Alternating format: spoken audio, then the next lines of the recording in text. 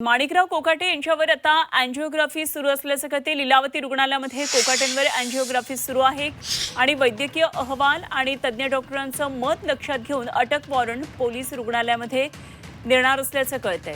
सध्या महत्त्वाची बातमी, माणिकराव कोकाटे यांच्यावर मुंबईमध्ये लीलावती रुग्णालयामध्ये सध्या उपचार सुरू आहेत। सदनिका गैरव्यवहारामध्ये माणिकराव कोकाटे यांचं नाव आल्यानंतर 2 वर्षाच्या शिक्षेची त्यांना सुनावणी करण्यात आली। मात्र त्यांनी तातडीनं हायकोर्टामध्ये या संदर्भातली याचिका दाखल केली आणि स्वतः रुग्णालयामध्ये आहेत आणि आता त्यांच्यावर अँजिओग्राफी सुरू असल्याचं कळतंय। मनशी पाठक आमच्या प्रतिनिधी या संपूर्ण घडामोडीवर लक्ष ठेवून आहेत। थेट जाऊया मनशीकडे। मनशी, लीलावती रुग्णालयात कोकाटे सध्या दाखल आहेत, अँजिओग्राफी सुरू असल्याचं कळतंय। नाशिक पोलीस हे सुद्धा लीलावती रुग्णालयात दाखल झालेले आहेत आणि आता कोकाटेंवरती एंजिओग्राफी ही टेस्ट करायला सुरुवात करण्यात आलेली आहे।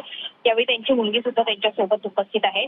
एकंदरीत जर आपण बघितलं तर आता वेगाने हालचाली या होताना आपल्याला बघायला मिळतात। एकीकडे कोकाटेंचा राजीनामा झाला, त्यानंतर नाशिक पोलीस हे सुद्धा ऍक्शन मोडमध्ये आलेले आहेत आणि आता थोड्याच वेळात माणिकराव कोकाटे यांच्यावरती एंजिओग्राफी पार पडेल। त्यानंतर एंजिओग्राफीचा रिपोर्ट येईल आणि त्यानंतर वैद्यकीय निर्णय हा घेतला जाईल।